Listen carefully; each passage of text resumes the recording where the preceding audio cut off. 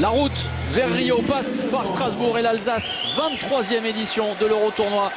Et un choc pour débuter avant l'Allemagne-Danemark tout à l'heure.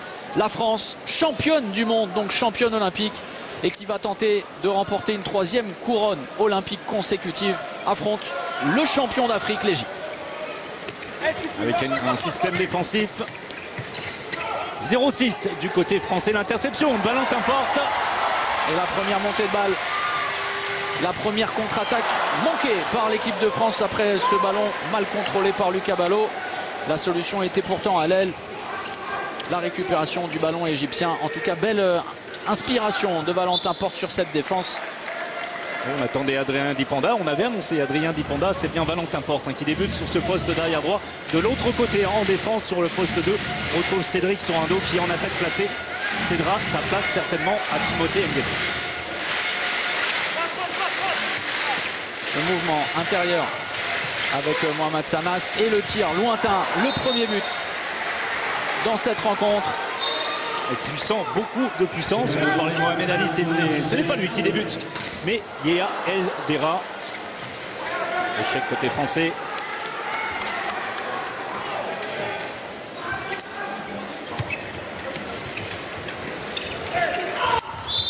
Le 7 mètres pour une défense en zone de Valentin Porte. Bonne inspiration.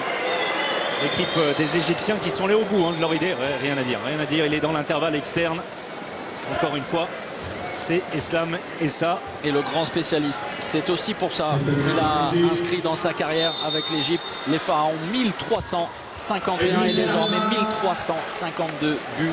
C'est assez ahurissant comme total de la part de Ahmed Alama. Pour un joueur au gabarit, en tout cas sur un poste arrière relativement modeste au niveau de la taille, c'est un joueur puissant, on le sait, alors qu'il dispose d'appuis absolument fabuleux. On le verra, on espère pas trop aujourd'hui. Est capable de déborder intérieur, extérieur, ça part très vite. Vraiment un joueur très complet qui, depuis quelques années, défend également, même si pour l'instant, il défend au poste d'ailier. Énormément de mouvements. Et attention, la grosse faute sur Valentin Porte. Le carton jaune logiquement sorti contre le rugueux Ibrahim El Masri. Une équipe très physique, l'Égypte. C'était Yea El Dera aussi dans le coup. Nicolas Karabatic à la mène en poste de mélange de jeu. Timothée Nguessan qui a bien pris la place de Cédric Sorando pour le secteur offensif. On joue au près, on insiste.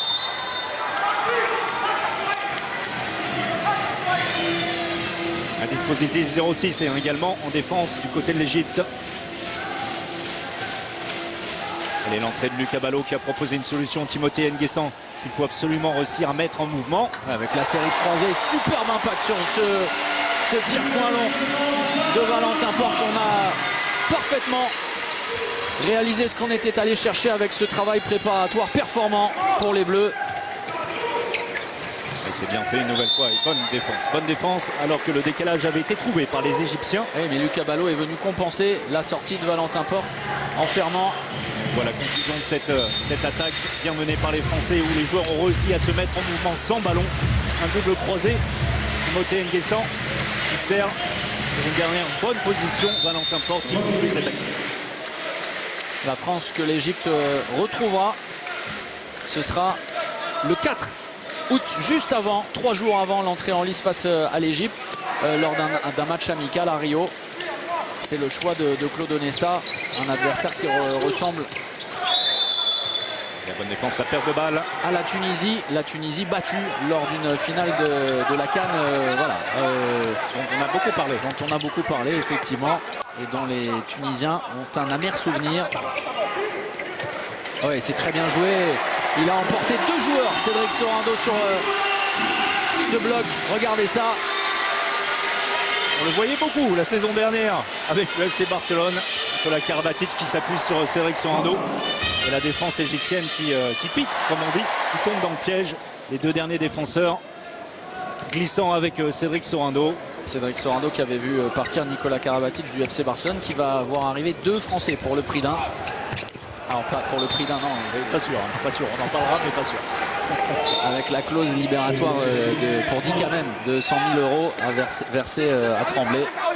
Dicamem, très bonne opération comptable. Oui. On verra. Ouais, c'est bien fait, ça. C'est bien fait le passage en zone. Le défenseur égyptien, et c'est un 7 mètres obtenu par Michael Guigou. Et pour conclure, un petit mot sur Dicamem qui lui partira avec l'équipe d'en dessous du côté du Danemark disputer l'Euro. Ça débute en fin de semaine, me semble-t-il, le 28 juillet. Compagnie de Melvin Richardson, bonne chance à eux. On sait qu'ils disposent de très bonnes équipes jeunes. Michael Guigou, que vous avez peut-être aperçu sur les réseaux sociaux et sur Twitter hier. Auteur de ce jet de 7 mètres, se balader face à un panier de basket à quasiment 30 mètres. Le ballon, switch en plein milieu. Voilà.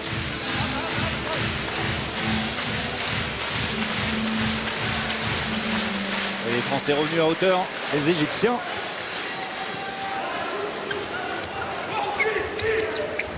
Et c'est bien fait de la part de Sana. Très bon ailier que Sana. Dans l'intervalle interne, c'est très bien joué. L'engagement rapide et attention au retour. Buteur. On insiste sur l'extérieur. Et Valentin Porte très en jambes en ce début de rencontre. Encore une fois, on a joué l'engagement rapide. Jusqu'au bout, on trouve une solution par l'intermédiaire de Valentin Porte. C'est assez similaire du côté des Égyptiens depuis le début de la partie. On n'hésite pas à jouer l'engagement rapide en essayant de trouver des solutions. Si on ne trouve pas de solution dans un premier temps, eh bien, on cherche dans un second. C'est forcément intéressant pour Claude Onesta et Didier Dinard de jouer face à un tel adversaire. Vous l'avez dit, le premier match, le match inaugural à Rio, ce sera face aux Tunisiens, qui ont également un jeu qui mêle beaucoup de mouvements et une véritable puissance physique. Les Égyptiens sont assez semblables. C'est bien, c'est vrai. Il est pris, c'est très bien défendu sur Ahmed El Amar de la part de Cédric Sorando.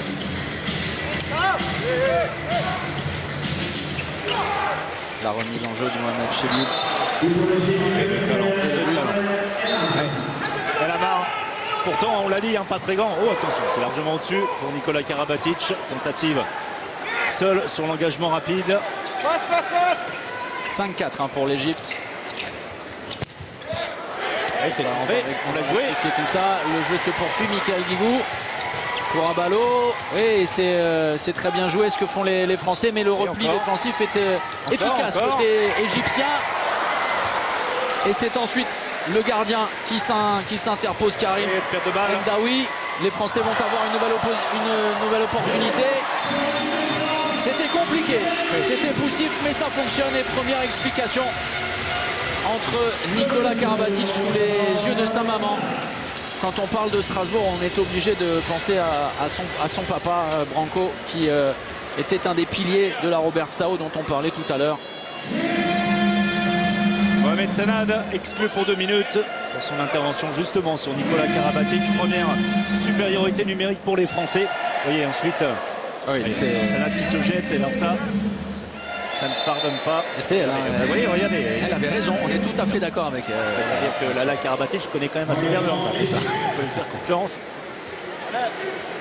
Alors le choix de Claude Onesta et Didier Dinard sur cette supériorité numérique, c'est de sortir de la défense, si l'on peut dire, Michael Guigou, qui va s'occuper Mika El Amar. Et on va jouer avec 2 pivots côté égyptien avec l'entrée de Wissam Nawa, dont Gilles Esté à la production aujourd'hui nous a dit de nous méfier. Bien, il a bien raison. Et lui également connaît bien le hand. Il faut lui faire confiance. Très bon pivot. Très bon pivot. Très bonne défense de Valentin Porte qui a accompagné son vis-à-vis à la HM.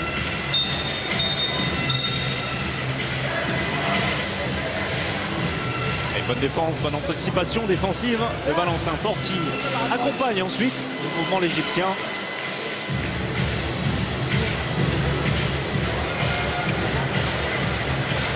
On va insister avec les 2 pivots. Mohamed Chebib. Défense 1-5 avec Mika avancé pour essayer de sortir du jeu, en tout cas éloigner El Amar. Et le changement de position, poste de demi-centre, El Amar. Attention sur un contre. Attention Valentin. On va revenir à un simple 9 mètres. Valentin qui avait pris une petite revue. Oui, sur un simple appui de la part de Ala HM. Manque de contrôle ensuite. Le bras est levé. Les Égyptiens vont devoir trouver une solution. Ça paraît compromis. Oui. Les inspirations de Mohamed Chebib. Le tir premier poteau à l'extérieur du but de Vincent Gérard. Les deux pivots. Oui, non. On effectue le changement. Sorando pour Nguessan. Alors intéressant, hein, forcément. Situation de supériorité numérique. On avait vu le jeu à deux pivots beaucoup utilisé par les Français. Pour l'instant, ce n'est pas le cas. Mouvement, Nguessan sans ballon. Timothée Nguessan met le bel arrêt, effectivement, de Karim Ndaoui. Belle anticipation, alors que Timothée Nguessan, le pied sur la ligne des 9 mètres, sur les pointillés des 9 mètres, sous les yeux de Thierry Meyer. Vous a dit les petits pépins de santé de Titi. Thierry qu'on aura à la mi-temps au micro d'Olivier.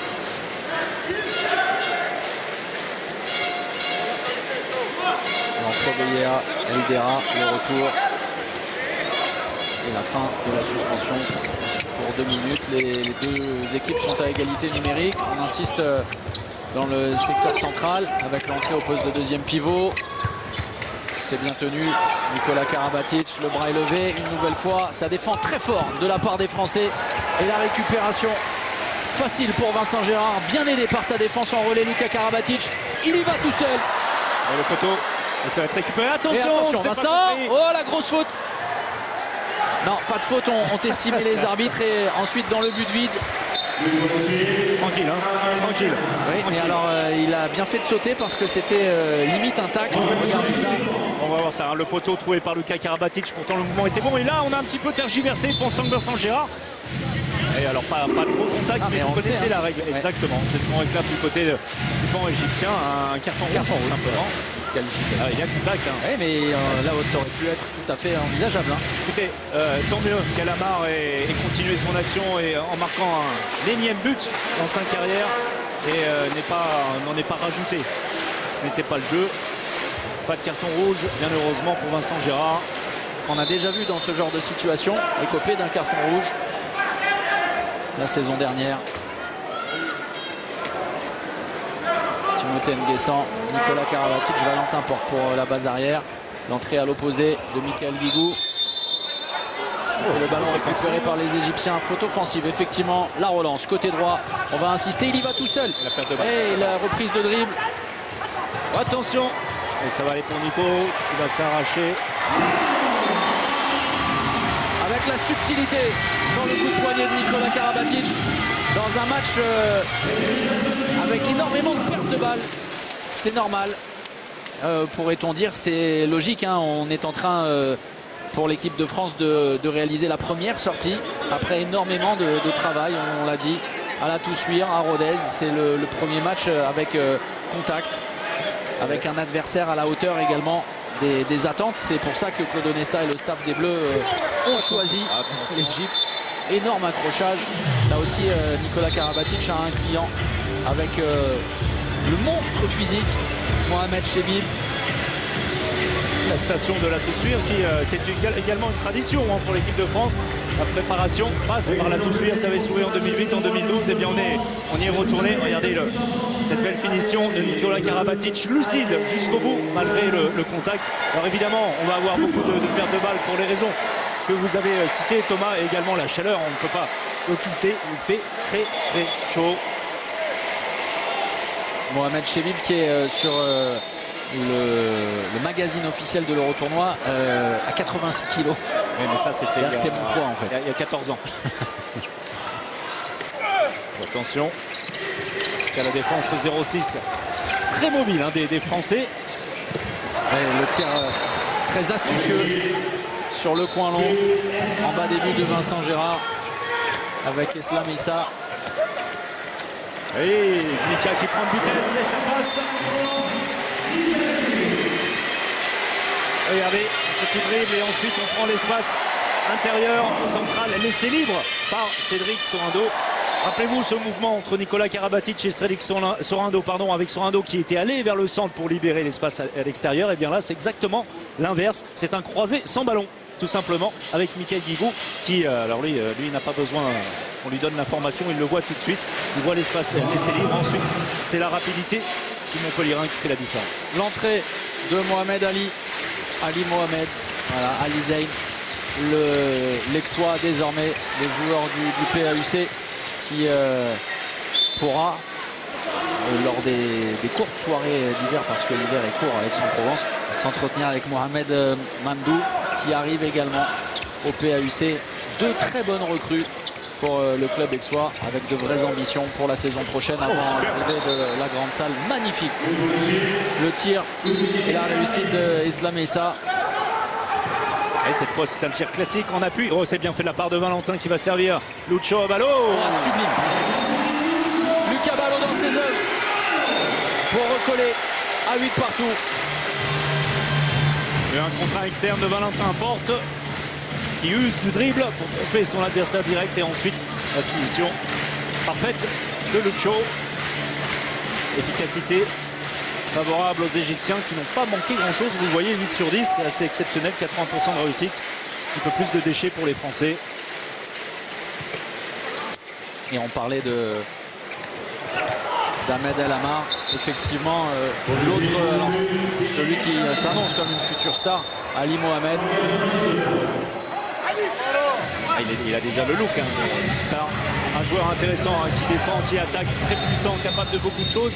C'est la nouvelle génération, on le disait, hein, du côté de l'Égypte. On est à un vrai moment charnière pour cette équipe nationale avec l'arrivée de joueurs nés en 90, 91, 92. Alors que cette équipe était encore un petit peu vieillissante il y a quelques saisons. On est en train de réussir la transmission pour Marwan Ragab, le sélectionneur de cette équipe égyptienne. Alors, pour faire un parallèle, elle a fait sa mue et elle a réussi finalement là où l'Algérie parfois a échoué. C'est vrai, avec une bonne osmose entre les joueurs, une très bonne entente, et c'est à mettre au crédit clairement de Marwan Ragab. Beaucoup, hein, vraiment un très bon travail effectué. Et Timothée Nguessan bien servi. Et belle parade. Super. Nouvelle fois, Timothée en échec. Cette fois de près. Oui, la réussite en berne des Français s'explique aussi par les arrêts consécutifs de Karim Ndaoui. Le ballon sera conservé par les Égyptiens. Mais nouvelle exclusion pour El Masri, me semble-t-il, sur cette faute. Pour cette faute sur Nicolas Karabatic. Nouvelle fois les Égyptiens en infériorité numérique. Je vais vous parler de cette mue. Elle a également tardé du côté de la Tunisie. On va en parler un petit peu du vice-champion d'Afrique qui réussit depuis quelques mois à apporter tous les talents qu'on connaît de cette génération 90-91. Alors on ne va pas les citer tous, mais on pense à Bougami, on pense évidemment à Jalouse, le Barcelonais, Ben Salah demi-centre, Badour à droite, enfin beaucoup de beau monde. Ça avait été extrêmement décevant les dernières sorties de la Tunisie, et il est en train de se passer quelque chose. Attention, il faudra se méfier de la Tunisie qui n'a rien à perdre dans cette poule, alors qu'on ne va pas qualifier poule de la mort puisque j'ai horreur de ça. Détester ce terme. On oublie totalement par contre la poule de la France qui est clairement une poule très relevée.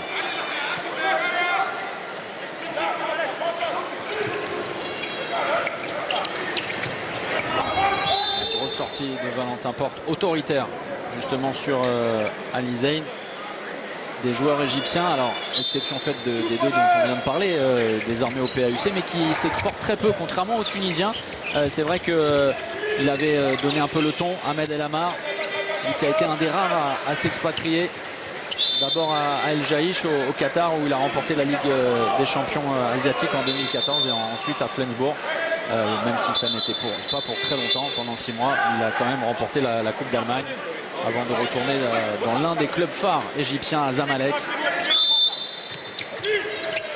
Attention, le bras levé, il faut déclencher, c'est fait. Bien arrêté par Vincent Gérard. Et attentif également sur le deuxième ballon, l'opportunité donc pour les Français avec les deux ailiers. D'abord Michael Guigou pour la première flèche, et ensuite Luca Abalo. Ça va très vite, c'est bien porté. Le ballon par Michael Guigou qui, dans un timing parfait, sert Lucho Abalo. Concentré à la finition, vous allez le voir. Regardez sur ce ralenti de derrière, dépasser tout simplement le portier égyptien.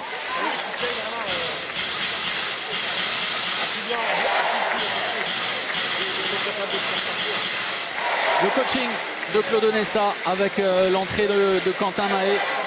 On le disait, Quentin qui souffre légèrement du pied gauche, mais alors rien de très inquiétant, et il nous le disait, Quentin, il préfère que ce soit une simple contusion qu'un problème ligamentaire, lui qui a connu des petits pépins cette saison, et notamment à la cheville. Très bonne fin de saison avec Flensburg. Malheureusement, n'a rien gagné, on va pas revenir dessus. Donc il repartira avec très fortes ambitions.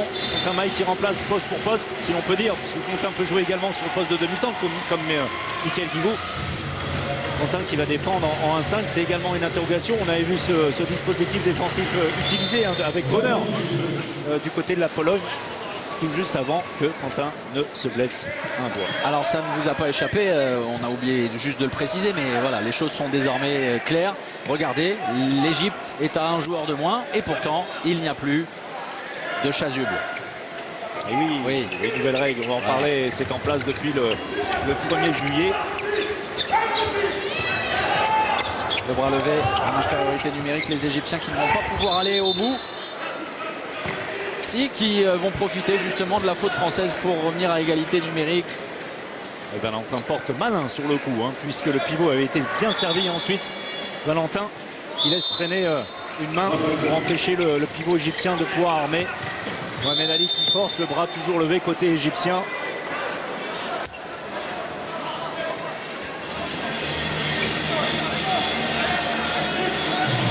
Ali Zayn, un mix physique entre Marwan Fellaini et Thiagus Petrus. Vous voyez un peu le genre.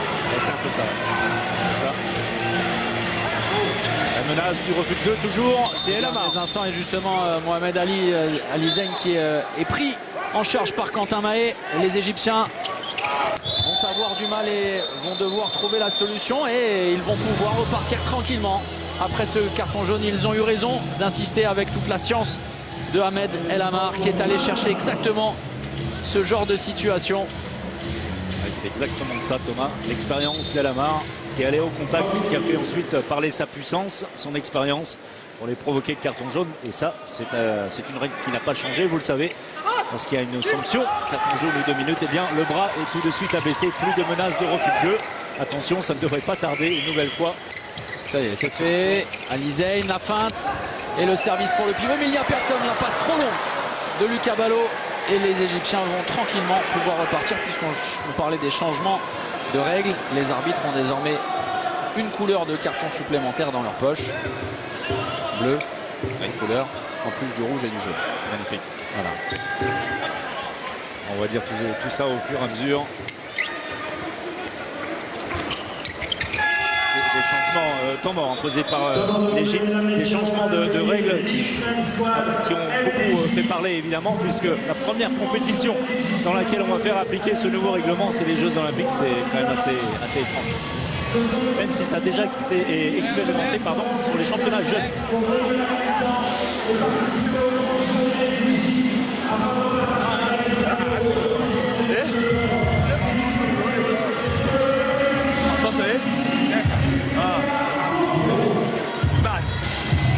هيبقى مودي في النص وعلي زين ووسام. مودي وعلي زين ووسام والاحمر وممدوح طه ومحمد ابراهيم على الدايره. ماشي. عايز يعمل فيرود طالع رايت. فيرود طالع رايت.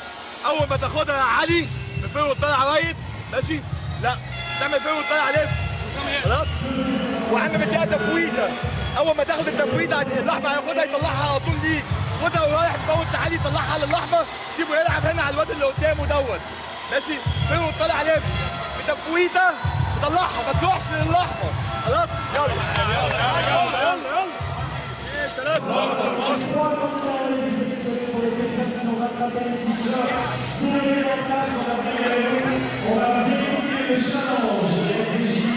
On n'a pas tout compris, on va l'avouer, mais Marwan est le genre d'entraîneur, lorsqu'il dit quelque chose, rien que physiquement, un charisme naturel, une autorité absolue, évidente. Un charisme de 130 kilos, très très solide, l'ancien joueur de l'équipe nationale, évidemment international, était déjà présent avec l'équipe nationale en tant que joueur. En 1995, il nous rappelait ce souvenir, on le rappelle à tout le monde, puisque 1995 ce n'est pas une date comme une autre pour le handball français. les premiers titres de champion du monde en Islande.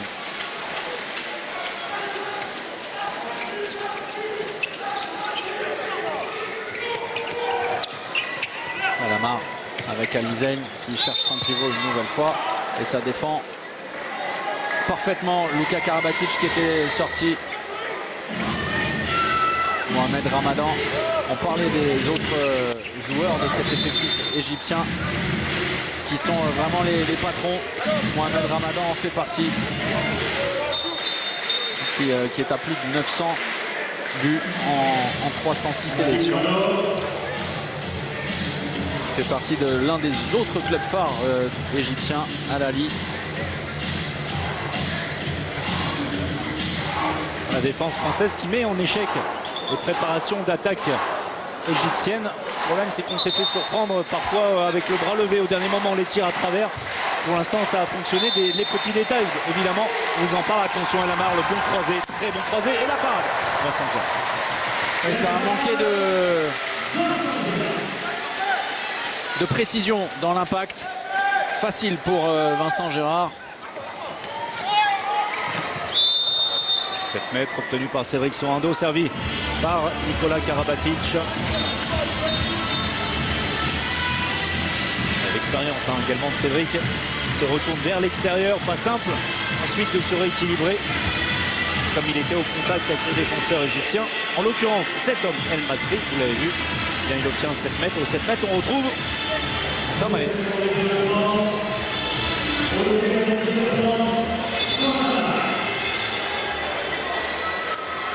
Quentin Mahé qui aura peut-être, et c'est tout ce qu'on lui souhaite, le même rôle que Guillaume Joly lors du mondial au Qatar, qui dans cet exercice des 7 mètres avait été absolument merveilleux et qui est très adroit, capable de tout faire et qui va vivre un moment d'exception dans sa carrière. Très excité, nous disait-il, Quentin, de vivre ça sans se laisser griser. Et il compte sur l'expérience de Daniel Narcisse, de Thierry Omeyer, de Nicolas Karabatic et accessoirement, il l'a dit aussi, de son papa. Oui, puisqu'on va le dire, comme l'histoire est belle. Rappelez-vous, 96, alors ce n'est pas le meilleur souvenir du handball français, mais les Jeux Olympiques du côté d'Atlanta, c'était en 96. Il y a tout juste 20 ans. Incroyable. Avec Pascal Mahé, capitaine de l'équipe nationale française à l'époque. Et bien 20 ans plus tard, c'est le fiston qui ira défendre ses chances et les chances de l'équipe nationale du côté de Rio. À la continuité, attention, un petit peu près, c'est récupéré. Oui, non, on va se concerter entre messieurs les arbitres, messieurs Leverret et Pichon.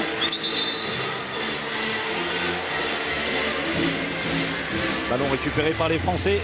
Claude Onesta mécontent de cette dernière transmission. L'entrée en jeu de Mathieu Grébille sur le poste derrière gauche. Quelle saison, alors on va dire contrastée pour Mathieu qui a connu des pépins de santé dès le début de la saison. Rappelez-vous, sa grave blessure au genou.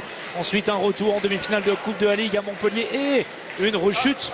Et il a terminé, Mathieu, la saison de manière absolument incroyable avec notamment une finale de Coupe de France contre Paris avec son club de Montpellier où il a brillé et il obtient sa place, son ticket pour Rio. Gros engagement de Valentin Portoué, un Euro tournoi qui n'est pas un bon souvenir a priori pour Mathieu Grébille. Et puisqu'on parlait du championnat du monde au Qatar, c'est vrai qu'il lui a été passé, non pas à travers, mais qui avait d'abord souffert d'un virus, on s'en souvient, avant eh bien de chuter avec une luxation à l'épaule sur une contre-attaque lors de la finale. Lors de la demi-finale, oui. Et la tentative d'Alizen, c'est à côté du cadre. Et Yann Milvain, notre confrère de l'équipe, rappelait ce matin dans les colonnes après lors d'un très bel article sur Mathieu Grébille, puisqu'on parlait de Pascal Mahé avec Quentin. Alors lui, c'est encore mieux, puisque son arrière-grand-père a été champion olympique à 36 à Berlin. Champion olympique de boxe, figurez-vous. Roger Michelot.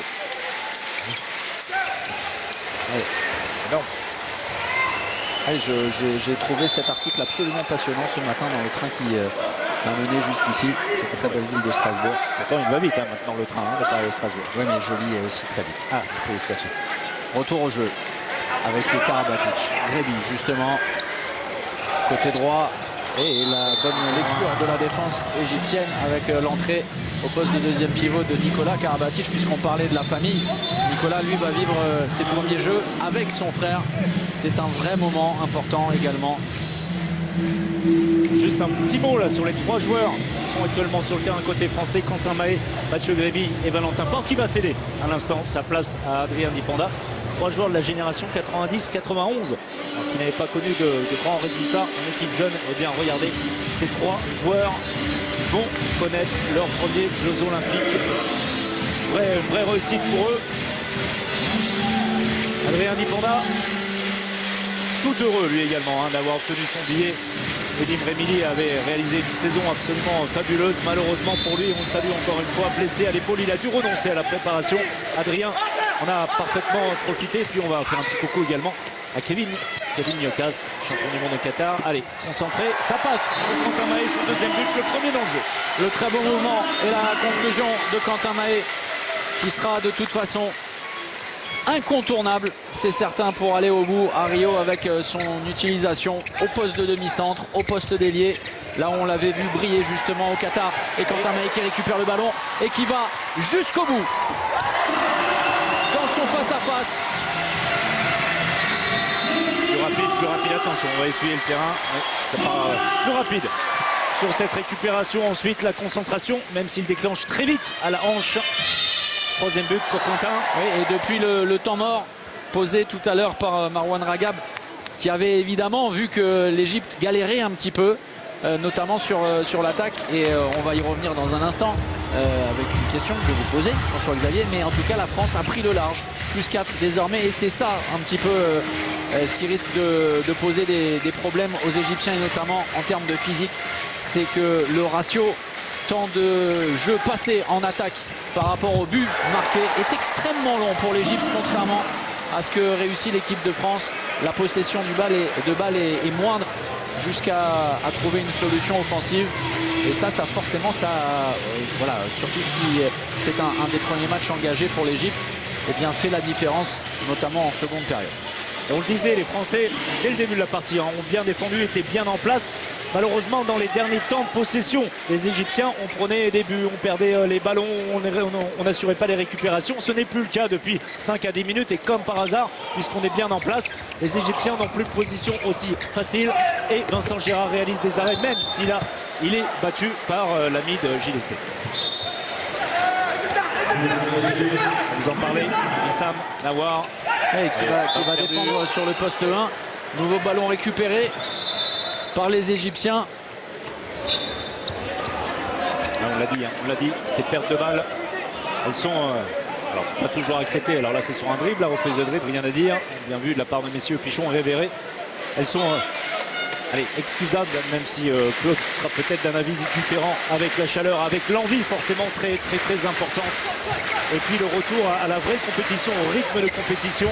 Oh, sublime! Magnifique. Ce n'est pas Elamar. Hein. Énorme impact trouvé par Mamdou Abou Ebaïd. Oh, ça se fait pas mal non plus. Un ballon très spectaculaire, mais très efficace depuis le début de la partie. On va revoir tout ça de Chabala, de Lucho. Alors on est juste derrière le banc français, et Valentin Porte s'est retourné vers nous. Regardez ça. Avec des yeux ronds en nous disant mais qu'est-ce qu'il vient de nous faire?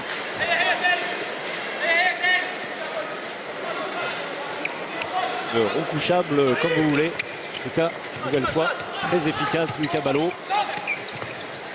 Et l'Égypte en attaque qui joue avec 2 pivots, mais dont l'un est ailier. Ailier gauche, c'est cette particularité. Alors, il débute sur la préparation d'attaque sur un poste d'ailier gauche. Et le voilà, en sortie. Il porte le ballon, on va se positionner. Il revient sur son aile gauche. Ça, c'est pas mal fait. Malheureusement, mauvaise reprise d'appui pour Alizé, qui ne peut pas se réorganiser vers l'extérieur pour aller dans de bonnes dispositions. Défier Vincent Gérard. Le Raphaélois, Adrien Dipanda. El Bassiouni, entrée au poste de demi-centre. C'est lui qui a le ballon en main. À l'opposé, la passe sautée. C'est très bien joué. Là aussi, très belle vista de la part de Mohamed El Bassiouni. Temps mort à venir.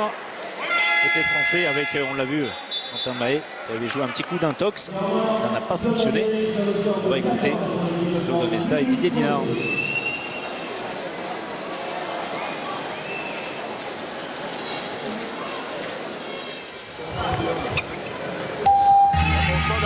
Donc toi tu repars à la place. L'autre tu restes sur le côté et on fait Ciudad. On fait Ciudad sur celle-là.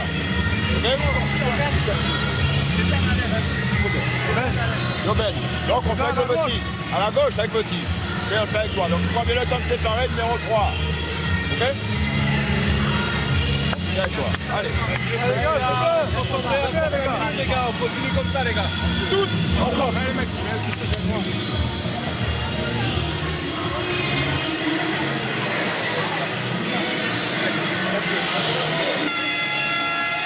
Claude Onesta qui avait repris la main. C'était en tout cas son choix affirmé. Il a dit haut et fort, hein. Clairement après l'Euro où on avait été un petit peu surpris en tout cas. C'était le choix de Claude Onesta de laisser prendre de la distance et laisser Didier Dinard prendre ses responsabilités. Eh bien on va recadrer, non pas recadrer tout ça, mais remettre ça à niveau pour aborder Rio dans d'autres dispositions, l'entrée en jeu. Vous avez vu l'homme que vient de nous montrer Dominique Brett, c'est Benoît Kounkoud qui, alors comme Wesley Pardin, fait partie d'une liste élargie, si vous préférez, réserviste de la nation, en tout cas qui vit. Qui vivent, même c'est mieux comme ça, avec l'équipe de France. Ça n'est pas tout à fait la même chose qu'Olivier Gnocas qui lui sera tout simplement le numéro 15, le fameux rôle qui avait été Quentin Mahé en échec. Belle parade, une nouvelle fois c'était compliqué, mais belle parade. Portier égyptien, c'était William Acambré qui avait joué ce rôle avec un bonheur. Bon, salut. On se rappelle son entrée face à l'Espagne, quart de finale du côté de Londres. Et bien cette fois, William a été écarté du groupe. Oui, William Acambré qui aura fait sans doute les frais des choix de Noka Serdarouzic au PSG. Et quand on voit la prestation réalisée, on s'en souvient, de Mathieu Gréby lors de la finale de la Coupe de France, remportée largement, brillamment, magnifiquement par Montpellier face au PSG. Eh bien, on ne peut être que d'accord avec le choix de Claude Onesta. Le manque de jeu, effectivement, aura fait la différence pour un William Acambré qui restera de toute façon dans l'histoire de l'équipe de France et qui aura peut-être l'occasion de retrouver une place pour le mondial à domicile. Et les comptes bien, en tout cas, est reparti au travail. William, la réussite de Ludovic Fabregas à la conclusion d'un mouvement très intéressant à 3 entre eux, initié par Quentin Mahé, le croisé pour Nicolas Karabatic qui va fixer le dernier défenseur pour servir le Montpellierin, Ludovic Fabregas. On rappelle, né en 96. C'est ça, vous parliez de la génération 91. Wow, magnifique, une nouvelle fois. Très belle finition de ce joueur, Abou Ebaïd. Et Ludovic Fabregas tout seul lors de l'engagement rapide. Le poteau. Là aussi des échecs, des déchets dans les tirs français. Ouais, on réclame du côté français la possession, la récupération, une touche en tout cas. Non, on a décidé autrement. Il semblait que ce ballon a été dévié. Oui, Didier Dinard, on vous a regardé avec des yeux noirs. Je lui ai dit oui, moi, tout de suite. Je ne savais pas ce qu'il voulait. Ça fait un peu flipper. Surtout qu'il y a Nicolas juste derrière. Les 2 dernières minutes de cette première période, plus 2 en faveur de l'équipe de France.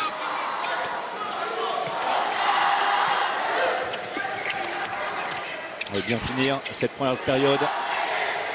Lizaine.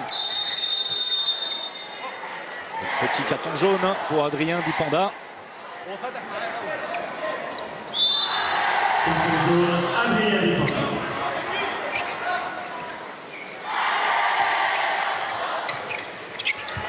En 2 temps. Et l'arrêt cette fois de Vincent Gérard sur cette tentative d'El Bassiouni. Les possibilités de jeu La rapide. montée pour Benoît Kounkoud. Le manque de maîtrise une nouvelle fois. Attention, Coupable attention. pour les Bleus. Allez, Vincent. Et Vincent Gérard qui ne trouve pas la solution face au tireur égyptien El Bassiouni qui était resté aux avant-postes. Et la passe longue distance de la part de son gardien. Un seul but d'avance désormais pour l'équipe de France. L'avance de +4 a fondu depuis mon intervention pathétique finalement, puisque ça a relancé les Égyptiens. Bravo, bravo. Comme souvent. Non, mais suite à des pertes de balles côté français. Regardez, une nouvelle fois, on est limite. Côté de Mathieu Gréby. Encore une fois, on va les expliquer. Hein. Pas de panique sur ces pertes de balles. Beaucoup de volonté. Oui, à la limite du marché. Et non, au-delà de la limite. Et l'opportunité pour le dernier ballon. Les Égyptiens vont sans doute éviter de rendre la balle aux Français pour rentrer au vestiaire à égalité. Ce serait un coup parfait après avoir été mené la moitié de cette première période. Et malgré une très bonne entame de rencontre, les Pharaons. Et allez, c'est là qu'il faut sortir. Oh, superbement bien joué. Quel travail préparatoire de la part des Égyptiens. Et à la conclusion, Mohamed Ramadan pour le 15 partout à la pause entre l'équipe de France et l'Égypte. Et le coup parfait de la part des Égyptiens. Au terme de cette première période, France doit repartir au combat après une bonne première période. Le bémol, ce sont les 5 dernières minutes au cours desquelles les Égyptiens sont revenus au score. Essayer de réduire le nombre de pertes de balles et d'assurer les transmissions pour retrouver de sa superbe. Voilà l'objectif de l'équipe de France. Changement de gardien, vous le constatez avec l'entrée de Mahmoud, Khalil. Et le mouvement de Michael Guigou. Pardon, du côté français, Vincent Gérard a conservé sa place. Vous le verrez sur la prochaine séquence défensive. Le bras levé, attention. Et la bonne anticipation et la bonne récupération au combat. Cédric Sorando battu par Ibrahim El Masri. Il a été un petit peu statique sur cette première attaque. Et la défense vigilante des Égyptiens, notamment de cet homme, El Masri. Un petit mot sur l'Égypte, on disait championne d'Afrique en tout début d'année, qui s'en souvient aussi du côté de Bercy en 2001, lors du sacre français, le deuxième sacre de champion du monde. Eh bien, avait d'ailleurs perdu contre la France en demi-finale après avoir assez longtemps mené les Français et avait obtenu une 4e place, ce qui constitue la meilleure performance de l'Égypte dans un championnat international.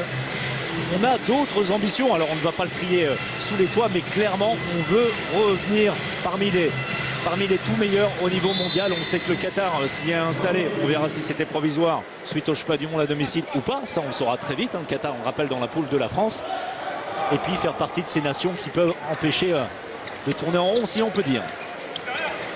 Très mobile l'attaque égyptienne et Cédric Sorando se rattrape. Et attention. Un temps simplement sur la récupération, mais ensuite la transmission est trop longue. Michael Guigou va pouvoir en profiter parce que les Égyptiens à leur tour perdent le ballon.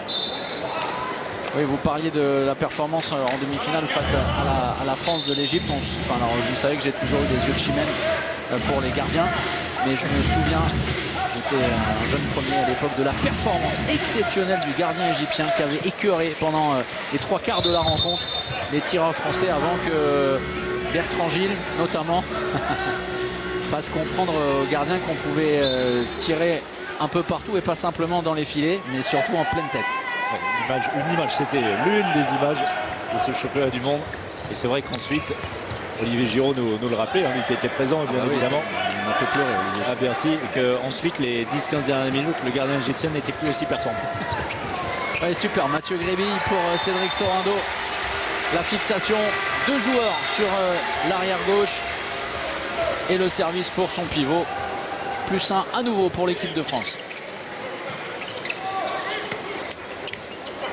C'est bien fait, avec le passage de bras sur Adrien qui passe à travers, clairement sur un contre 1. Dalizen, passage de bras. Ensuite, Adrien qui ne force pas bien évidemment, sinon il aurait été exclu pour 2 minutes. Valentin qui ferme trop tard. Regardez le beau mouvement de Mathieu Gréby qui attire le défenseur central, c'est-à-dire le deuxième défenseur. Regardez, c'est clair. Merci pour ce ralenti. Pour servir ensuite Cédric Sorando seul dans le secteur central. 7 mètres, on va retrouver El Amar. Et avec Adrien Nipanda au poste 2, Valentin Porte lui défend au poste d'ailier.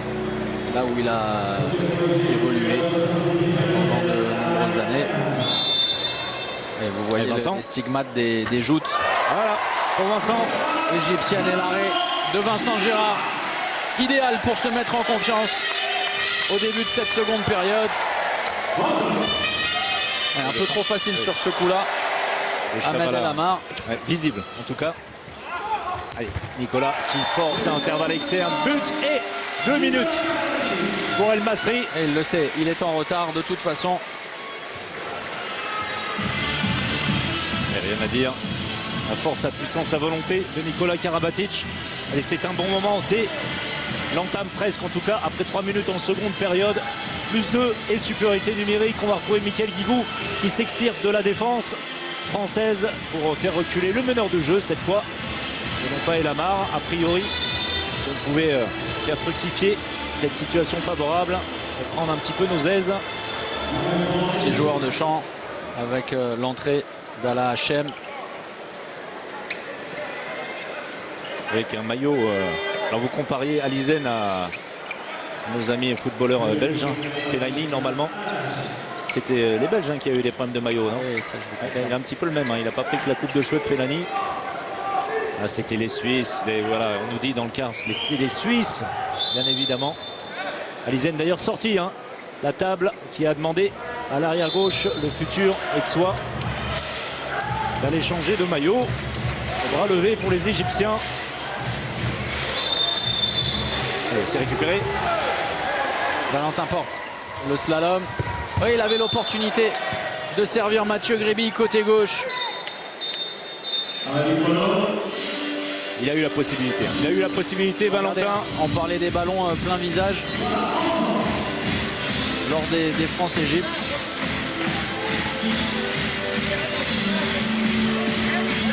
En fait, je vous ai répondu, mais je ne vous écoutais pas sur l'histoire de la Belgique. C'est gentil.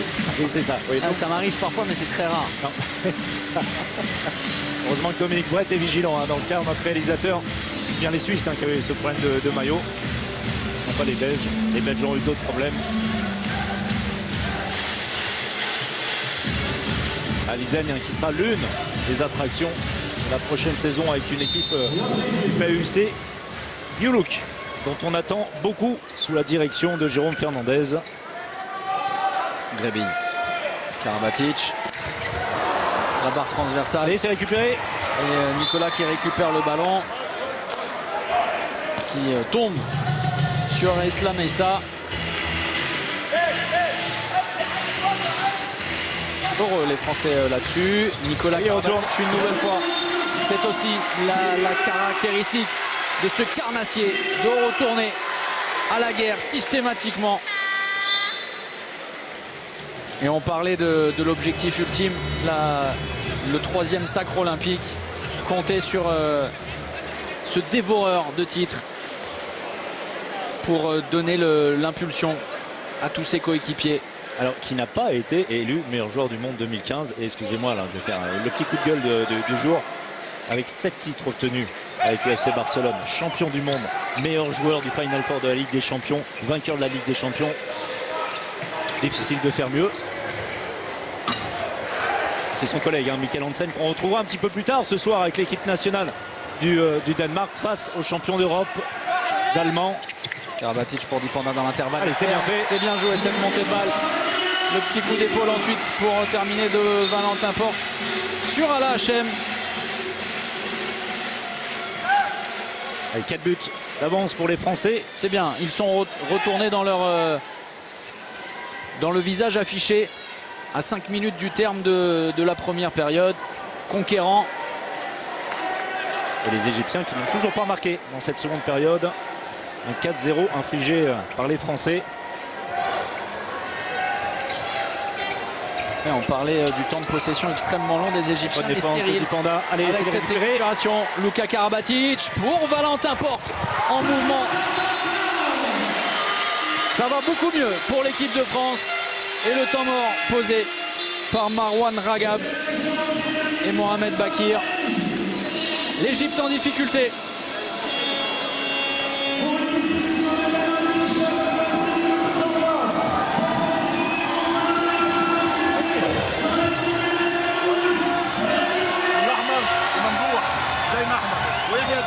باك خلاص بقى فيها 5 فيها 5 كل واحد عمال يفن كل واحد عمال يبص عايز يعمل اللي هو في دماغه العب بس التكتيك بتاعنا بس بسرعه شويه ماشي انت باك وانت باك وممدوح في باك والاحمر في وينج وسام في وينج وابراهيم على الدايره يلا رجاله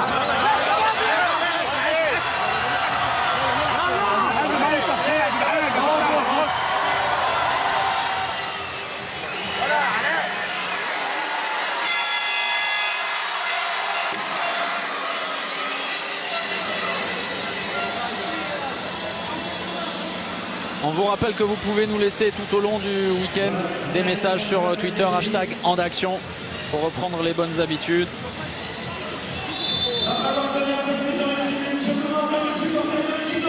Avec quelques changements apportés par Marwan Ragab.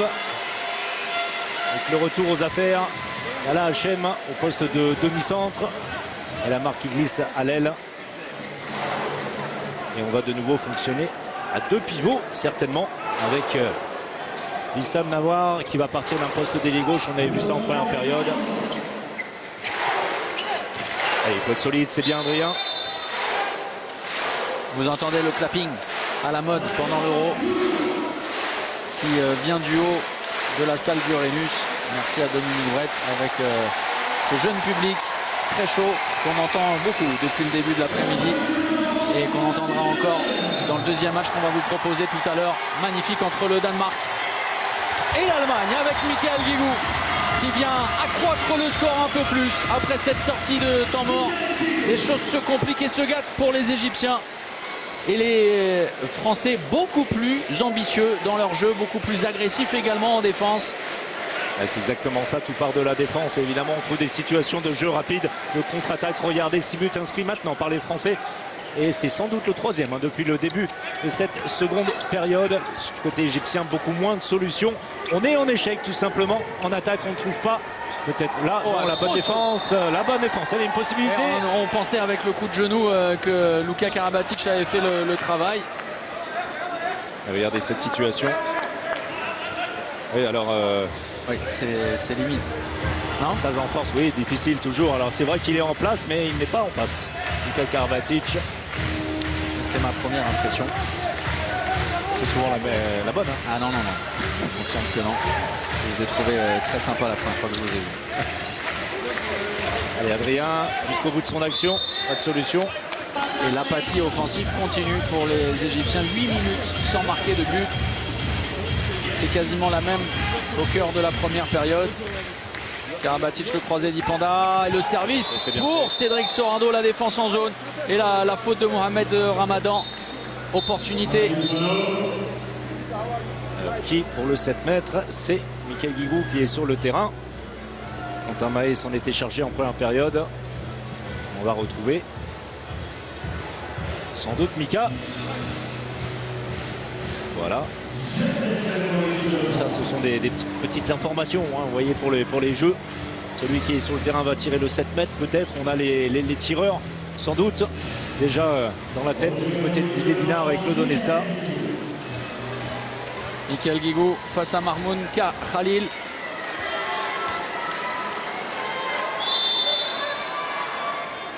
La fixation et ensuite la réussite avec la roucoulette inverse. Khalil moins en vue que le premier gardien Karim Ndaoui. C'est parfait, hein. C'est parfait. Alors comme bien souvent du côté de Michael Guigou, pour ne pas dire toujours pour Mika. La fixation et ensuite toute la technicité de l'ailier gauche montpelliérain. Et ça ne va pas très fort. Même on a du mal à assurer les réceptions. Et dans le contrôle du ballon, on vient de le voir et avec Alain Cher et Vincent Gérard. Ça fonctionne. Ça fonctionne vraiment. Incroyable. La traversée du désert offensive égyptienne. 9 minutes maintenant sans but. Aucun inscrit en seconde période par les Égyptiens. 7-0 pour les Bleus. Et c'est bien fait, Valentin. Et la faute, effectivement.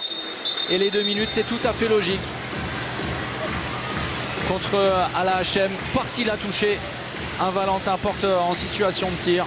Il est revenu pour tenter de fermer, mais il était en retard. Regardez ça avec ce ralenti. Alors déjà il mange la zone et il vient ensuite percuter Valentin Port. Très bonne décision de messieurs Reveret et Pichon. On parlait des Jeux Olympiques pour les joueurs. Et il y a les Jeux Olympiques également pour les arbitres. Voilà. Et on verra tout à l'heure les sœurs Charlotte et Julie Bonaventura. Elles aussi également iront à Rio.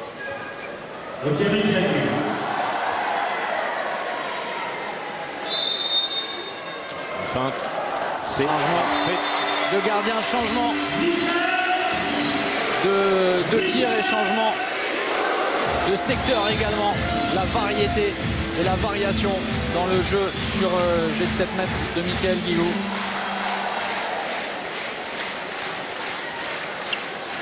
Nouvelle fois défense 1-5. Vous voyez la statistique. Merci Dominique Brett. Le dernier but inscrit. C'était juste sur le gong de la fin de la première période pour les Égyptiens. Depuis, eh bien, c'est la disette. On n'a pas marqué dans cette seconde période. Les Égyptiens qui évoluent en infériorité numérique. Voilà pourquoi Michael Guigou est sorti de la défense. Repoussé, sortir du jeu si c'est possible. El Bassiouni, le meneur de jeu. C'est lui, ballon en main. Oui, c'est bien l'anticipation de Mathieu Grébille pour empêcher celui qui constitue l'un des principaux dangers, Ahmed El Amar, de se mettre en mouvement. Il est en retard sur ce coup-là. Et Vincent Gérard ne parvient pas à détourner le ballon. Le ballon sera donc conservé par les Égyptiens. El Bassiouni. Et belle défense de Lucas. C'est récupéré. Oui, gros arrêt de Vincent Gérard, mais le jet de 7 mètres obtenu par les Égyptiens. Alors on attend d'être convaincu encore par Wissam Nawar, mais c'est surtout dans son utilisation. Voilà, deux pivots avec un début d'action au poste d'ailier. Ça n'est pas forcément très convaincant face à la défense française. Non, on a 3 pivots dans cette sélection égyptienne. Pour l'instant, ce joueur utilisé, vous l'avez dit, à partir d'un poste d'ailier qui ensuite rentre évidemment en deuxième pivot. Et c'est plus compliqué. Attention, nouveau face à face à 7 mètres. Allez, Vincent Gérard pour une deuxième consécutive. Et bien voilà, Vincent Gérard qui est entré en mode JO également après une première période version diesel. Oui, c'est un diesel, Vincent Gérard. Ouais. Alors lorsqu'il est lancé, attention, Michael Guigou. Plus rien ne sourit aux Égyptiens qui ont vraiment la tête sous l'eau. On vous rappelle, ce premier match de la 23e édition de l'Euro-Tournoi est considéré comme une demi-finale. C'est important parce qu'en cas de succès, la France disputera la finale dimanche face au vainqueur du match entre le Danemark et l'Allemagne tout à l'heure à 20h30. Vous retrouverez Olivier Giraud au commentaire avec Benjamin Charolais. Et on vous rappelle aussi que... Allez, c'est bien fait. Ça, c'est bien fait, bien coûté. Vous le réclamiez, le voilà. Après 11 minutes 30 de jeu en seconde période. Le but, enfin, pour les Égyptiens. Par Nawar, justement, entré en deuxième pivot. Les Égyptiens qui viennent de nous faire, l'air de rien, une Veszprem. C'est ça. Pas de but. Et sous les yeux des Allemands. Non pas des Danois, mais des Allemands. Avec... Paul Drux de retour dans la sélection, c'est la surprise, on vous en parlera. Benjamin et Olivier bien évidemment au commentaire, mais de cette sélection très compliquée pour Dagur Sigurdsson, le coach islandais de la National Mannschaft. Paul Drux de retour, ce qui fait qu'on aura des joueurs sortis de l'équipe de manière un petit peu surprenante, mais il est extrêmement compliqué. Et c'est bien ce que réalisent là-dessus les Égyptiens avec la montée de balle. Et à la conclusion, Mohamed Ramadan qui était épaulé par Wissam Nawar. C'est lui qui a engagé cette montée de balle. Et oui, alors on parlait de Dagur Sigurdsson, c'est un choix de riche finalement, parce que l'Allemagne qui s'était retrouvée démunie avant le début de l'Euro avec énormément de blessés, eh bien s'est retrouvée avec un vrai dilemme à résoudre. Que faire avec les vainqueurs géniaux de l'Euro, alors que les têtes d'affiche et les patrons sont aussi de retour de blessure. Vainqueurs géniaux, mais le problème c'est vainqueurs un peu surprise. On ne va pas se mentir. Vous qui connaissez mieux que personne, et alors, largement mieux que moi, les choses du handball allemand, le danger cher ami, ne serait-il pas de perdre cette dynamique et cet état d'esprit surtout? Je suis assez de votre avis. In fine, le résultat donnera raison ou pas à Dagur Sigurdsson. On rappelle que Stefan Fett ne sera que réserviste, lui qui était titulaire arrière gauche, que Stefan Vaino, l'arrière droite qui est avec il, n'est même pas dans la sélection. Il ira à Rio, mais a priori pour passer des vacances. Et même le capitaine, imaginez le capitaine Carsten Lichtlein, même s'il n'avait pas beaucoup joué suite au remarquable euro d'Andreas Wolf dans les buts, eh bien Lichtlein n'a pas été retenu. Pour ne citer que, on vous en parlera un petit peu plus tard. Les Égyptiens sont de retour. Les choses se décantent quelque peu pour les Égyptiens. Dans un même scénario que celui de la fin de la première période, après un cavalier seul de plusieurs minutes de l'équipe de France, les Égyptiens, les Pharaons sont de retour. 6 buts d'avance néanmoins encore en faveur des Bleus. Et explication solide entre Mohamed Ramadan et Nikola Karabatic.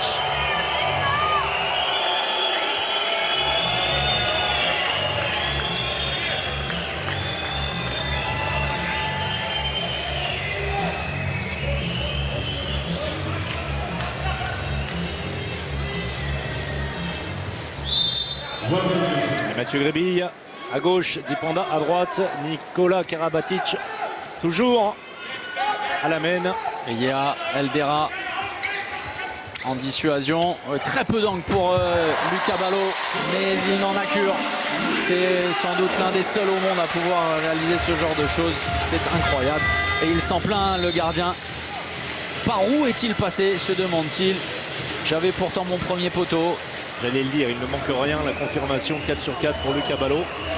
Que la situation soit favorable ou alors extrêmement difficile, comme à l'instant. Tout lui réussit à Lucho.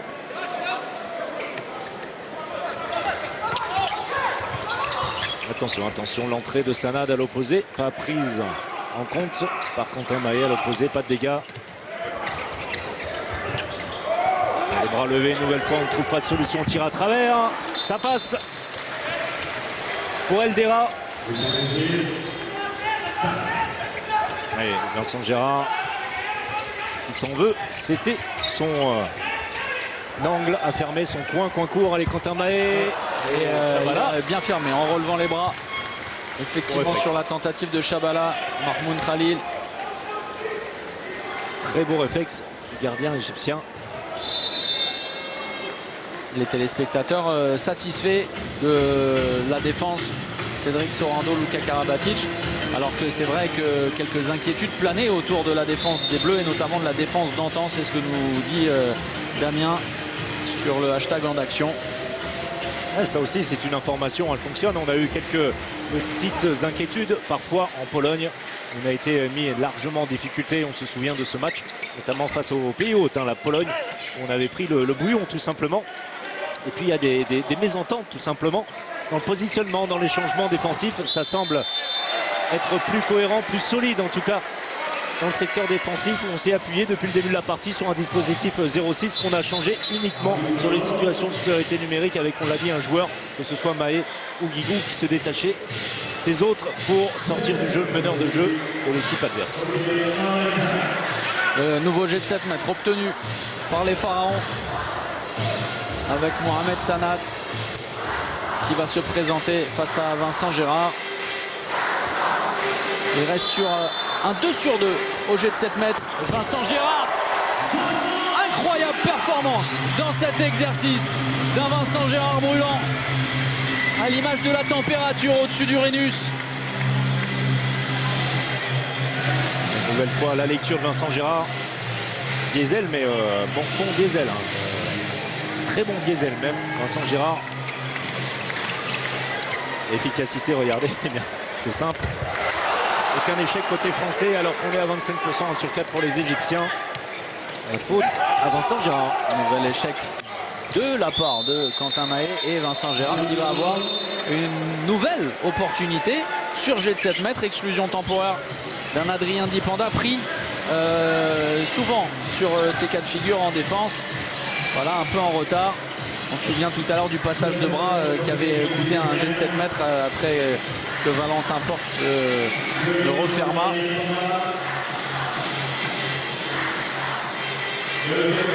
Alors on le sent chaud. Vincent Gérard.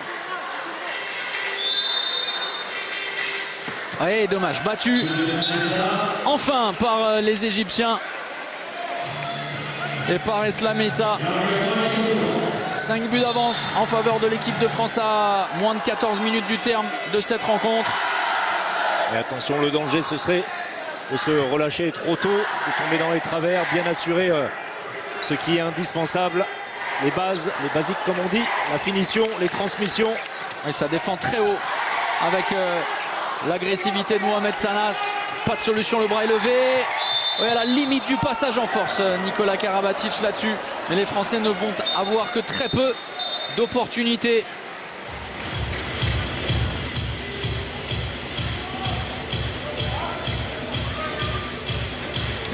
Nicolas qui va provoquer le jet de 9 mètres. Hein.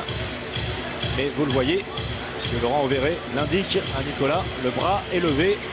Il va falloir trouver une solution assez rapide. Oui, à l'image de ce qu'avait réussi en première période Ahmed El Amar. On va peut-être compter sur Nikola Karabatic pour aller provoquer la faute égyptienne et peut-être voir un 2 minutes sorti. On sait qu'il est passé maître dans ce genre de situation et c'est pour Lucas Ballot finalement. Il faut aller vers l'avant où le refus de jeu va être signalé aux Français. Oh, c'est bien fait, c'est difficile. C'est difficile ensuite pour Lucas. Oh là, le ballon perdu par les Égyptiens. On rappelle aussi le changement de règle hein, après le bras levé. Le nombre de passes. Alors on va se régler également, on va vous l'avouer puisque on a du mal à... Alors les règles, évidemment, hein, c'est normalement un progrès pour notre sport et on est pour. Après c'est l'application, la manière dont elle va être effectuée qui va donner raison à ceux qui ont statué ou pas. Puisque si on se réfère uniquement au nombre de passes, à la limite, il y a un joueur qui va prendre la balle, qui va se promener à l'autre bout du terrain, il n'aura pas à effectuer la moindre passe. Donc tout ça, ça va se mettre en place. Il faudra de toute manière faire mouvement vers le... Oh, le coup de fou.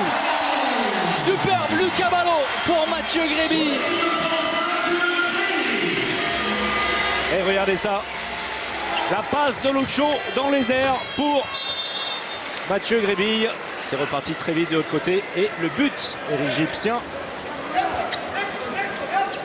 Une nouvelle fois, Eldera.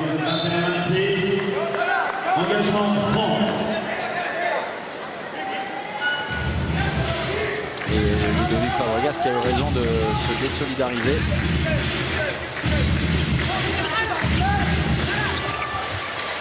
Et à l'opposé, c'est compliqué. L'appui zone et le ballon récupéré par les Égyptiens. Un ballon de -4 pour les Pharaons peut-être. Ça va beaucoup mieux. Ils réussissent à trouver des solutions et ont profité parfaitement de leur supériorité numérique. Grosse faute ne sera pas sanctionnée de la part de Lucas Karabatic. Loin du ballon, regardez. Oui, même si c'est à la lutte, c'est beaucoup moins évident sur ce ralenti. Le métier de Ramadan également.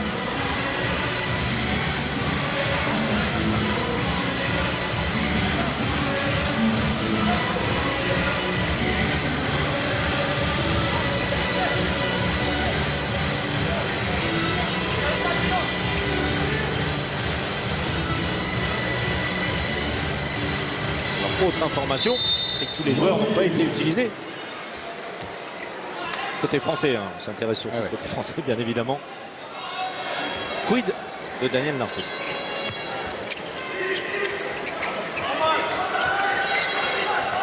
Le Kung Fu, la tentative, en tout cas le ballon est perdu par les Égyptiens.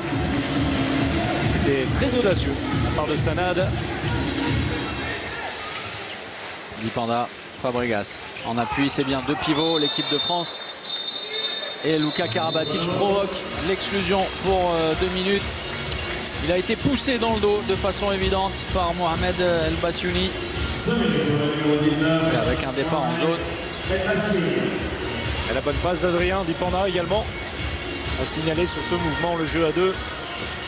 Et effectivement, hein, ça corrobore ce que vous disiez. Le joueur qui est sur le terrain est celui qui se charge des jets de 7 mètres.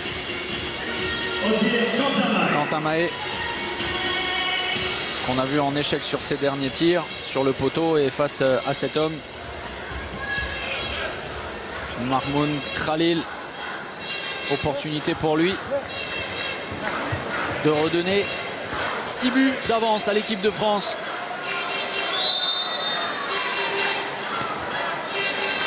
C'est fait. Bien joué, Quentin Mahé. Sur la vitesse d'exécution, Quentin Mahé qui trompe le portier égyptien. Première feinte, vous le voyez, et ensuite très vite, avec un mouvement de l'avant-bras, pas un mouvement complet du bras, mais uniquement de l'avant-bras. Grande vitesse.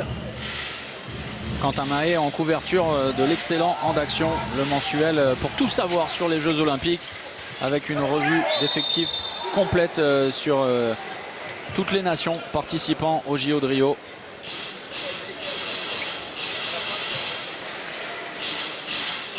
Et le papier toujours très attendu de François-Xavier Houlet.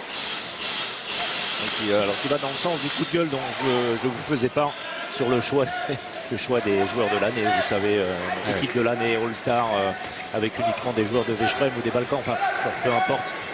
Et un billet d'humeur estivale, pas plus. Gréby, superbe le mouvement. Ouais, dommage.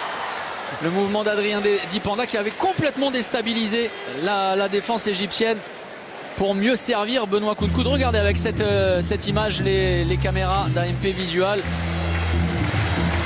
et la réalisation de Dominique Brett. On s'en rend bien compte, Benoît Kounkoud. Donc parmi les Bleus avant de s'envoler à Rio, tout comme Wesley Pardin avec la blessure de Thierry Omeyer.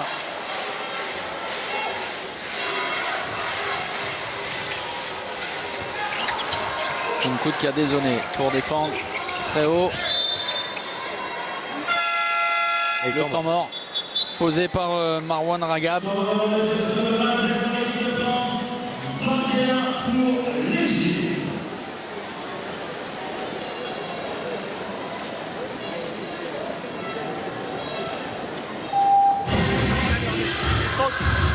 انا عايز ابيع ال 20 ثانيه دول هناك خلاص. هتلعب انت هناك تحت سند، وانت هتلعب هنا تحت يحيى الدرع، والاحمر خليه قدام. سند هتيجي انت في النص وتسيب الاحمر هو اللي ما بين واحد هناك، ماشي؟ عايز اضيع ال 20 ثانيه دول هناك خلاص. انا عايز بس اركز حاجه، الدفاع بتاعنا لازم نقفله، بلاش نبقى مندفعين قوي، خلينا بالهداوه كده. لسه 10 دقايق ان شاء الله هنجيب الفرق دوت، بس هجمه خلاص ماشي. يلا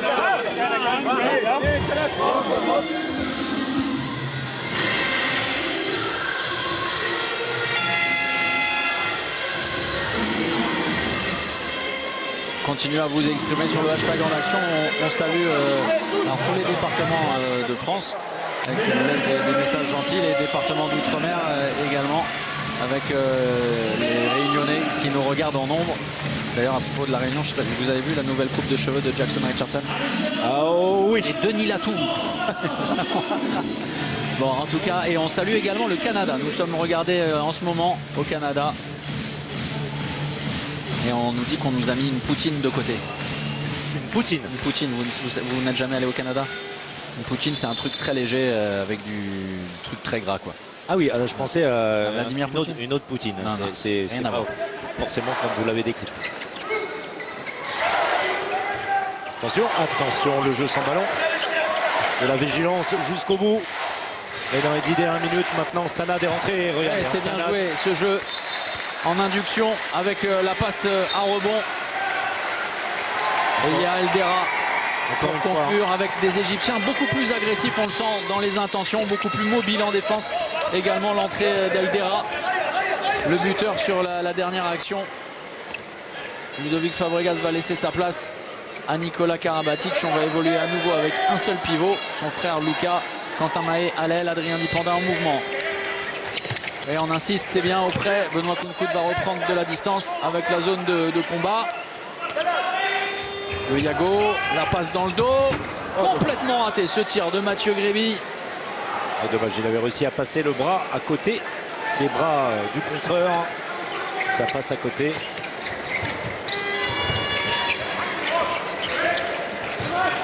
Et Gréby qui est battu là-dessus avec ce demi-tour contact. Un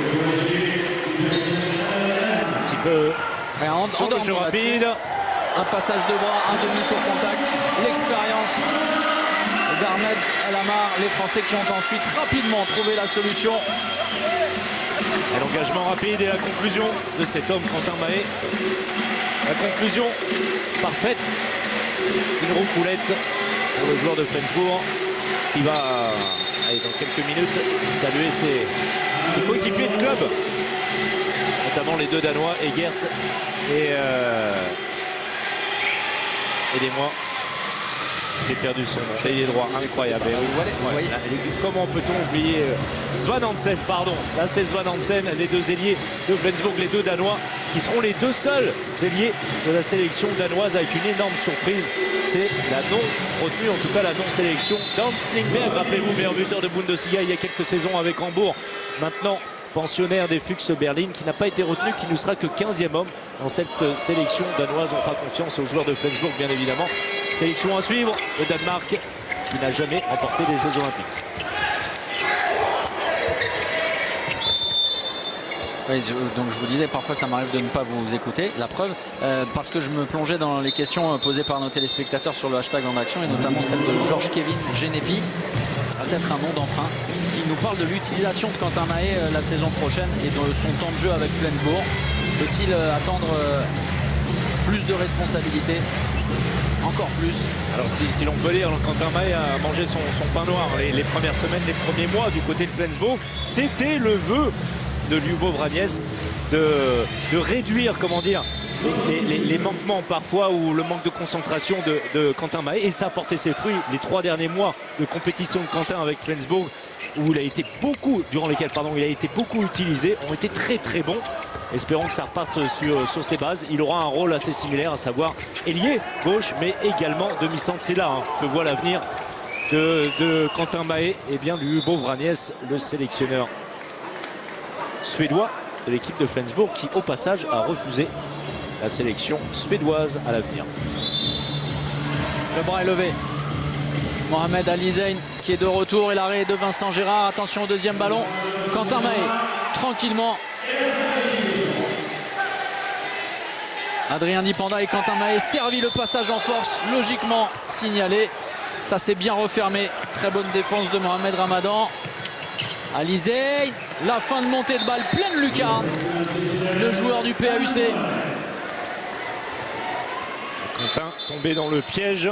C'est le départ de cette action. Mais elle est très vite allée chercher Ali Zein. Il va chercher très très loin. Deuxième poteau, la lucarne trouvée par l'arrière égyptien. Le retour de Timothée Nguessan sur le poste d'arrière gauche. Il va certainement terminer la partie sur ce poste. Puisqu'on parle du PAUC, il y a Stéphane Cambriels qu'on a aperçu dans les coursives du Rhenus pour voir son joueur et pour profiter également après ses vacances en famille, et bien du retour du handball. Et qu'on entend beaucoup moins que ça. Lors des... C'est ce à quoi je pensais. On aime beaucoup Stéphane, mais qui parfois se fait entendre à Aix-en-Provence. Ça reste bon enfant.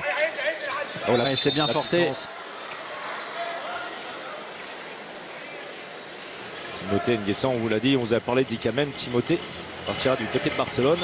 Barcelone qui a pas mal fait évoluer son effectif à l'intersaison, puisque vous le verrez également avec l'équipe nationale danoise en quelques instants, surtout rester pour ce match entre l'Allemagne, champion d'Europe, et Danemark, vraiment l'un des favoris, toujours favori, évidemment l'ancien champion d'Europe. Lasse Andersson, joueur magnifique, alors que j'adore particulièrement, qui était blessé, qui n'a pas disputé l'Euro, qui avait été blessé juste avant lors d'une étape de la Golden League à Bercy. Un joueur qui va rejoindre également Barcelone. Ouais. Compliqué. Plus en échec. Pas de solution. Cette seconde période. Retour d'El Bassiouni qui a été plutôt convaincant dans son rôle de demi-centre, offrant plus de solutions.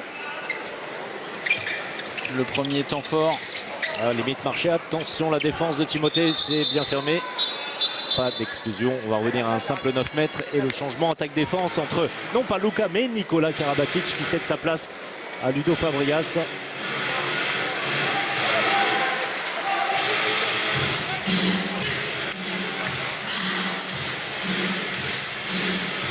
La sortie de Ahmed El Amar pour faire souffler l'entrée de Mohamed Amer.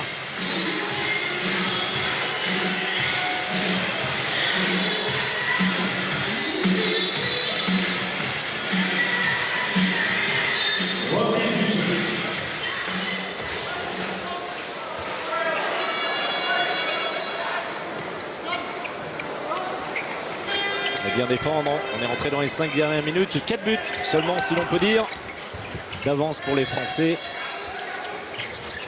Et la glissade d'Amer. Le bras levé. Oui, le service au pivot. Manque de contrôle. C'est dommage pour les Égyptiens. Les possibilités de jeu rapide. Quentin Mahé. Attention à bien assurer la réception avec 2 mains. C'est la base. Alors ce sera vraiment le bémol côté équipe de France, mais ce sont des réglages, simplement des réglages, absolument aucune inquiétude pour une équipe de France qu'on a trouvé très entreprenante, notamment dans le secteur défensif. Franchement, un début de seconde période remarquable, avec énormément d'engagement physique, mais surtout une vraie stabilité défensive. Et retrouver. Alors je vais vous avouer, j'ai toujours été plus intéressé par l'attaque. Oui. En attaque également, ça a été intéressant. On a bien su varier et alterner entre le jeu auprès, le jeu sur le défi physique et le jeu en mouvement dans la continuité. Allez, Quentin Mahé qui a pris l'information. Sobrement, voilà, c'est ce que souvent lui réclame Claude Onesta. C'est ce qu'il sait faire de mieux. C'est là où il est le plus talentueux, Quentin Mahé. Le 6e but pour Quentin Mahé, 6 sur 10, 60% de réussite. Le meilleur buteur, c'est Mikaël Guigou à 7 sur 8, qu'on ne reverra certainement plus sur le terrain aujourd'hui. Oui, on parlait, pour terminer sur la défense française, effectivement, le vrai défi physique proposé par l'Égypte a été relevé pour cette première sortie. Et avec une défense plus compacte que ce qu'on avait vu du côté de la Pologne. Et un bon match, en tout cas à mes yeux, très bon match, solide sur le placement, sur le positionnement, sur la manière de diriger sa défense également de Luka Karabatic, qui aurait été très présent en grosse défense. Non, on sait que ça n'a jamais été votre fort. En 2005, quand Gummersbach a gagné, vous étiez face à Chema Rodriguez. Ah, c'était bien ça. C'était le jeu sans la défense. Et on m'a dit, j'ai eu les oreilles qui traînaient, que vous aviez pris 2-3 revues parce que ça n'est pas le schéma de maintenant. C'était en 2005, donc on imagine qu'il était un peu plus vite. C'est ça, et oui, il est un petit peu plus jeune. Mais en attaque, vous aviez été prodigieux. Nous n'avirons rien, c'est gentil. Dès que je peux vous faire mousser. Oui, c'est bon. Bravo. Allez, bien terminer la partie, c'est vraisemblablement gagné pour les Français. Deuxième, seconde période vraiment probante, surtout dans le premier quart d'heure, où on a mis totalement en échec les Égyptiens qui n'ont pourtant pas abdiqué, qui montrent de belles qualités avec un effectif vraiment utilisé à plein par l'entraîneur Marwan Ragab. De belles qualités affichées, surtout en première période, mais ça n'a pas suffi. Dès que les Français ont réussi à bien se caler défensivement, eh bien, on a vu la nette différence en faveur des champions du monde entier. Beaucoup d'entraide dans la défense. Surtout sur ce poste 3, avec Ludovic Fabregas et Luka Karabatic après Cédric Sorando. On va relever une nouvelle fois. C'est bien, Quentin Mahé qui ne s'est pas laissé prendre, on trouve le décalage, mais c'est refermé par Vincent Gérard qui aura été formidable dans cette seconde période, avec notamment une touche de choix sur l'exercice des jets de 7 mètres. Une très belle seconde période, vraiment, Vincent. Une possibilité peut-être. Timothée Nguessan 1 contre 1, il doit pousser, il doit voir cette situation face à Sanad, où il a un net avantage physique. Regardez comment il s'en débarrasse, mais attention, la finition, ça reste plus important. Le retour, non. Et Vincent Gérard qui était sur le bord du terrain pour s'entretenir avec le banc, c'est ce qui le fait sourire. Il était en retard sur son retour. Alors la France va s'imposer. Et la France va-t-elle poser un dernier temps mort dont vous m'expliquerez l'utilité dans un instant. Mais en tout cas, Didier Dinard et Claude Onesta ont décidé de prendre un temps mort. Le mieux étant de tendre l'oreille.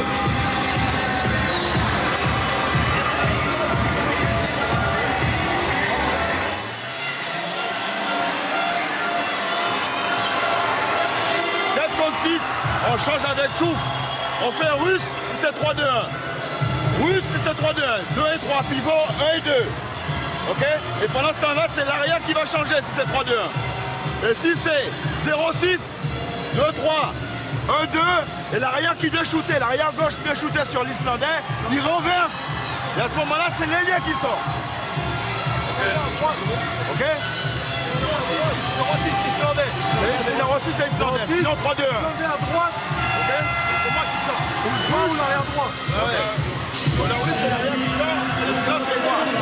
Allez.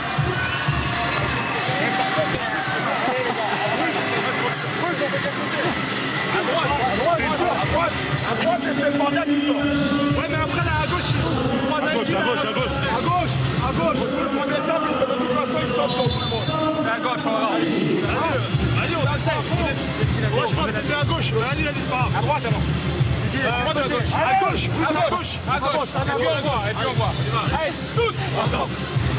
Alors c'est génial, mais non, mais parce que vous êtes obligé de chez vous d'avoir. Quand on a vu la tête de Nicolas, c'est l'image trouvée par Dominique Brett et ses équipes est absolument fantastique. C'est-à-dire qu'il a, comme nous, il n'a rien compris à ce que réclamait Didier Dinard. On va voir. Écoutez, hein, je vous laisse. Merci. Patate chaude. Allez, Nico qui va annoncer, donc il regarde. On est sur un système défensif ni 3-2-1, ni 0-6, mais 1-5 décalé. Il va engager a priori un Islandais. Double croisé, on effectue pas de gardien, on le précise. Attention, ballon perdu, Vincent Girard a eu le temps d'effectuer le changement avec Lucas Ballot. Bon, on va regarder l'attaque égyptienne, tout simplement.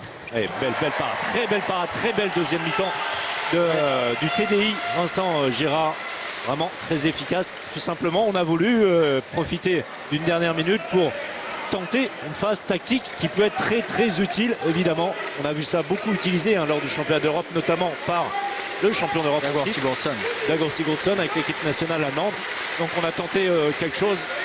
Bon, il faudra encore travailler un petit peu. Oui, mais en tout cas, très belle première sortie pour l'équipe de France.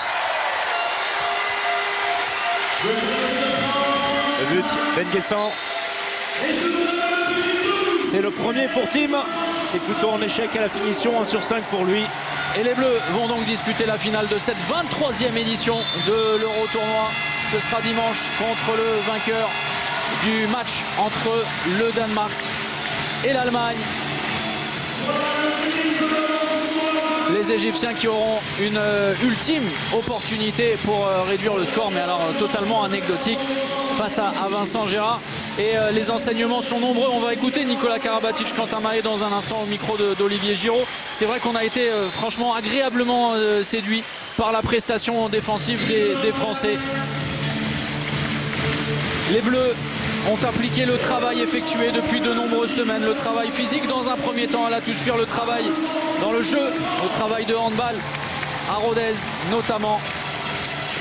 Le vivre ensemble également qui va, on l'espère, accompagner les Bleus jusqu'au sommet de l'Olympe une nouvelle fois. La belle copie.